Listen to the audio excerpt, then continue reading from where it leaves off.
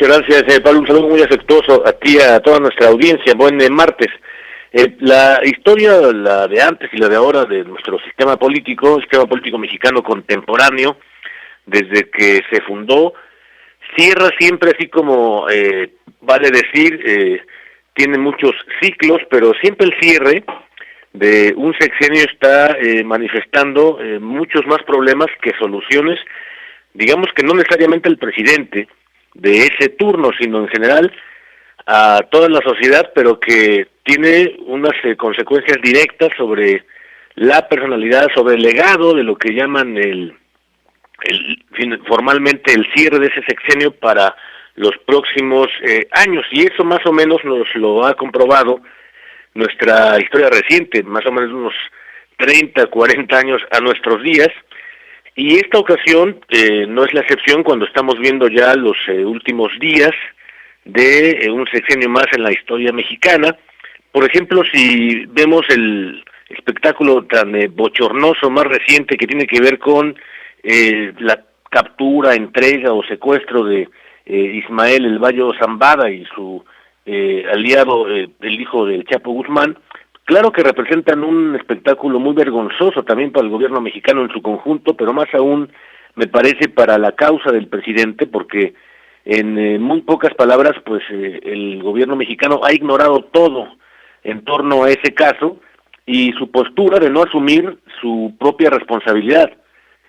También, del otro lado, la administración Biden, nuestros grandes aliados en esta relación estratégica, la relación para siempre que le ha llamado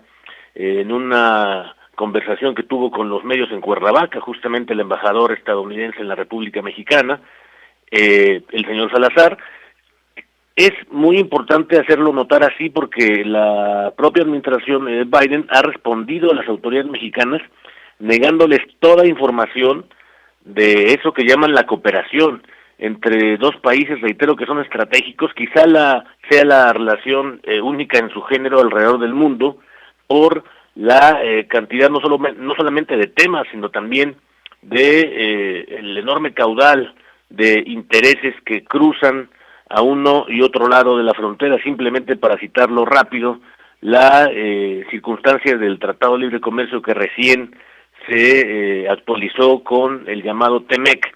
Y también me parece que es indescriptible la visibilidad, por ejemplo, que tiene desde el punto de vista de la delincuencia organizada, el Mayo Zambada, que genera una actitud muy lamentable, bochornosa, de disculpa, de la propia administración del presidente López Obrador ante ese conjunto de organizaciones criminales, que por ejemplo hemos visto que ha derivado, entre otras cosas,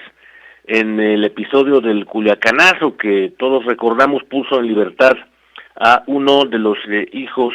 de el Chapo Guzmán. Es por igual también inconcebible que sean hoy mismo los equipos jurídicos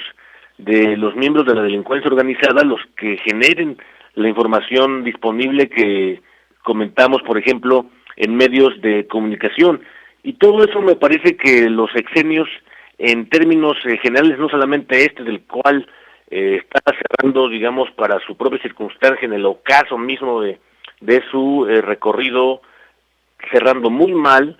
y todavía faltan algunos días para ver todas sus consecuencias, pero en realidad si echamos un vistazo muy en breve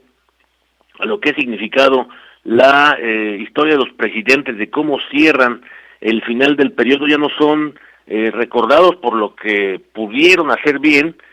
sino porque en realidad tienen muchas marcas del último golpe espectacular en su contra que recibieron. De Porfirio Díaz para acá, claro que hay un montón de ejemplos, pero no hay duda que los más recientes, desde la llamada democratización de México, pues todos recordamos que el manejo disciplinado, por ponerlo así, de la economía que tuvo Díaz Ordaz se perdió con el 2 de octubre, y también la crisis económica de Echeverría, que tan lamentables efectos tuvo y ha tenido desde entonces nuestros días. O el caso, por ejemplo, de cómo se extendió por cerca de una década ese problema de la deuda y también de la crisis económica con el presidente López Portillo. no podemos tampoco ignorar el fraude del 88, que muchos han llamado ya con ese nombre y apellido, cuando vimos esa elección, la de la presidencial, por la cual fue electo Salinas, el presidente Salinas, y que implicó una elección con muy poca transparencia, con muchas dudas, pero que ya se ha denominado con ese nombre y apellido. Tampoco podemos decir que la rebelión zapatista, los magnicidios del año 1994 recorrieron no solamente ese año, sino todo el sexenio y mancharon justamente a la administración del presidente Salinas, y cómo no recordarlo con ese llamado error de diciembre que hizo sucumbir a toda la economía, al sector financiero de nuestro país, y que requirió desde luego el auxilio de las autoridades estadounidenses, o simplemente con Vicente Fox, que tuvo que lidiar con todo ese desastre electoral que implicó la elección de 2006 y todas sus consecuencias, que todavía desde el punto de vista de la retórica, del discurso del presidente actual, lo trae siempre a cuento en la circunstancia que es conveniente para él, para su gestión, o el presidente predecesor suyo, el presidente Peña Nieto, con el caso de la Casa Blanca. Es decir, siempre habrá que recordarlo, que no hay muchos buenos recuerdos en general, como una práctica muy perniciosa para los presidentes. Sus sexenios suelen cerrar mal, como hemos visto en este brevísimo vistazo por el cierre de los sexenios. Creo que por allí podemos tener una claridad, Pablo, para recordar también muy bien que hace mucho tiempo, por lo menos esos 40 años para acá, los presidentes, como dice un muy buen profesor, los presidentes siempre han sido, hubiésemos querido que sean más, o hayan sido jefes de Estado, pero han sido más, en todo caso, oradores y quienes ejercen la retórica, pero no necesariamente gobernantes que den resultados a su propia sociedad.